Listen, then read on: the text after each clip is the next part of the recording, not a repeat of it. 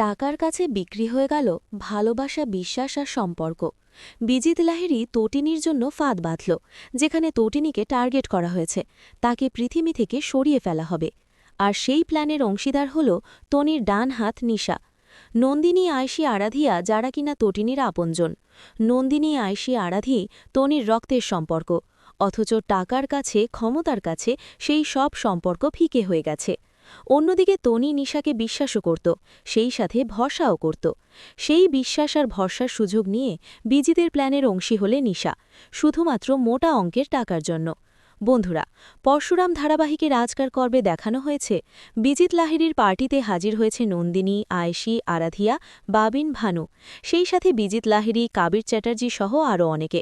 সেখানে উপস্থিত হয় কাবিরের বন্ধু ডোডো, যে কিনা একটা সময় পরশুরামের কথায় পরশুরামের প্ল্যানের অংশী ছিল। আজ সেই ডোডো সহ বতীত ভুলে গেছে। ডোডো যেই মুখে শততেন বাণী ঝাড়ত, যেই মুখে শুধরে যাওয়ার কথা বলতো, সেই মুখেই এবার বিষ ঢালছে। ডোডোকে দেখে কাবির প্রথমে রেগে গেলেও বিজিত বলে ওকেও প্রয়োজন আছে। এরপরই সেখানে উপস্থিত হয় শীতল। শীতলকে দেখে নন্দিনী অবাক হয়ে যায়। আর শীতল যখন নিশাকে সেখানে আসতে বলে, নিশা উপস্থিত হতেই সবাই আরও বেশি অবাক হয়। নন্দিনী যেন আকাশ থেকে পড়ে। নান্দিনী বলে, এই মেয়েটা এখানে কি করছে? ও তো। তখনই বিজিত লাহিড়ী বলে, ও তটিনীর ডান হাত, তাই তো, কিন্তু ও এখন আমাদের দলে। আর আজকের পরিকল্পনার আসল কাজ করবে নিশা। নিশাও আমাদের দলের। এটা শুনে নন্দিনী, আরাধিয়া অবাক হয়ে যায়।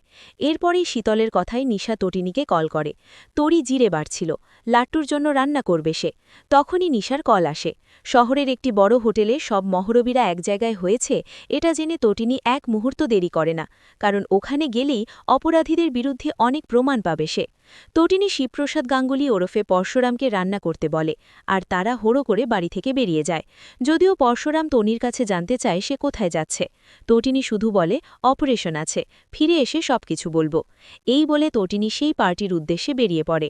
অন্যদিকে পার্টিতে খবরের কাগজের আড়ালে চুপটি করে বসেছিল বলরাম দেব, যে কিনা পরশুরামের বিশ্বস্ত প্রিয় বন্ধু।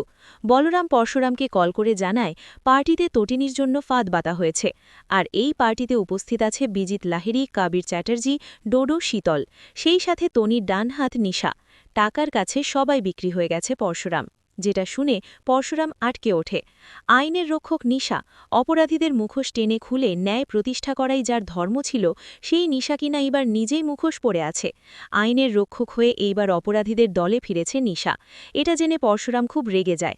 পরশুরাম মনে মনে বলে, সরি লাট্টু, সরি পিক, সরি তটিনী, জিরে বাটা দিয়ে রান্না না হয় ফিরে এসে করব, আগে শিল নড়ায় সবাইকে বেটে আসি। এই বলে পরশুরামও সেই পার্টিতে যাওয়ার উদ্দেশ্যে বেরিয়ে পড়ে।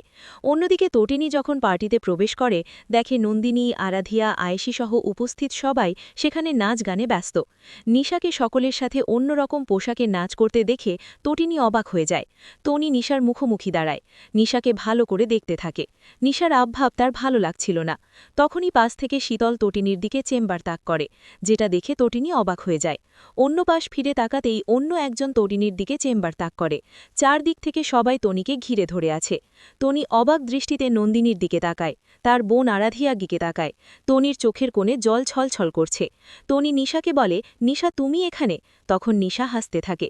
নিশার হাসি দেখেই তটিনী বুঝতে পারে নিশাও টাকার গাছে বিক্রি হয়েছে।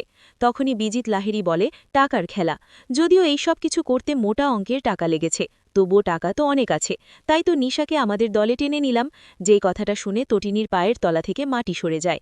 অন্যদিকে দেখানো হয় নন্দিনী বিজিত লাহিড়ীকে বলে, প্লিজ তোমরা এটা করো না, আমি একজন লয়ার, একটু আগেই সাংবাদিকেরা আমার ইন্টারভিউ নিয়েছে, খবরের কাগজপত্রিকায় সব জায়গায় আমার নাম বেরিয়েছে, আমার নামে সবাই জয় জয় গান গাইছে, এত বড় একটা কেস জিতে আমি ইতিহাস গড়েছি, এই মুহূর্তে আমি কোনো অশান্তি চাইছি না, প্লিজ তোমরা এসব কিছু করো না।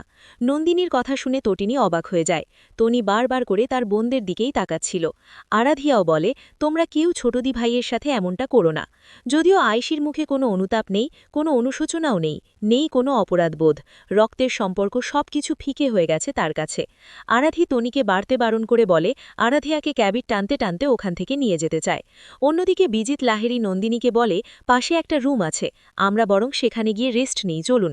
নন্দিনী বলে, আমি কোথাও যাব না, প্লিজ তোমরা এসব কিছু করো না।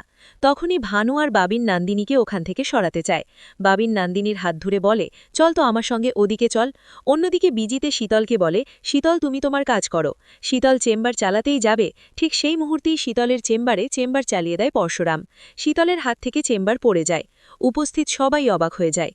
একটু আগেও তটিনী বাঁচার আশা ছেড়ে দিয়েছিল, অথচ পরশুরামকে দেখে তটিনীর মুখে হাসি ফুটে ওঠে। তনির রক্ষা কবচ হয়ে হাজির হয়েছে পরশুরাম। পরশুরাম একে একে শীতল আর তনির দিকে তাক করে রাখা সেই আরেকজন ব্যক্তিকেও চেম্বার চালিয়ে যায়। সেই দুজনই ওখান থেকে চলে যায়। পরশুরাম তার ডায়লগ বলে, বিষ্ণুর ষষ্ঠ অবতার পরশুরামের হাতিয়ার ছিল কুঠার, আর এই কমন ম্যান পরশুরামের হাতিয়ার প্রহার আর চেম্বার। এই বলে পরশুরাম বিজিত লাহিড়ী সেই গুন্ডার দিকে চেম্বার চালিয়ে দেয়। সেই গুন্ডার হাত থেকেও চেম্বার পড়ে যায়, আর তারপরেই শুরু হয় অ্যাকশন। একে একে সব কয়টা গুন্ডার সাথে ফাইট করে পরশুরাম। বন্ধুরা, বুঝতেই পারছো পরশুরাম যেখানে ফাইট করে সেখানে কেউ পেরে উঠবে সেই সাহস বা সেই শক্তির কারণেই। তাই তো একে একে সব গুন্ডারা লেজ গুটিয়ে পালিয়ে যায়। তবে শেষ মুহূর্তে বিজিত লাহিড়ী পরশুরাম তটিনীর দিকে চেম্বার তাক করে। বিজিত লাহিড়ী বলে, এবার কাকে শেষ করব, বরকে নাকি বউকে? পরশুরাম বলে, তটিনীর কোনো ক্ষতি করবে না। অন্যদিকে তটিনী বলে, ওর কোনো ক্ষতি করবে না। একদিকে পরশুরাম, অন্যদিকে তটিনী, মাঝখানে চেম্বার তাক করে রেখেছে বিজিত লাহিড়ী। যদিও সেই পার্টিতে উপস্থিত আছে বলরাম। তবে কি এবার বিপদের বন্ধু হয়ে বলরাম পরশুরামের পাশে এসে দাঁড়াবে? হয়তোবা বলরামের চেম্বারেই এবারের মতন বেঁচে যাবে পরশুরাম তনি। তবে বিশ্বাসের জায়গা থেকে, সম্পর্কের জায়গা থেকে নন্দিনী, আরাধিয়া, আয়েশি তনির সাথে যে বেইমানি করল, তাতে করে কি তনি কখনো এদেরকে ক্ষমা করতে পারবে? কিংবা এই মানুষগুলোকে কখনো ক্ষমা করা ঠিক হবে?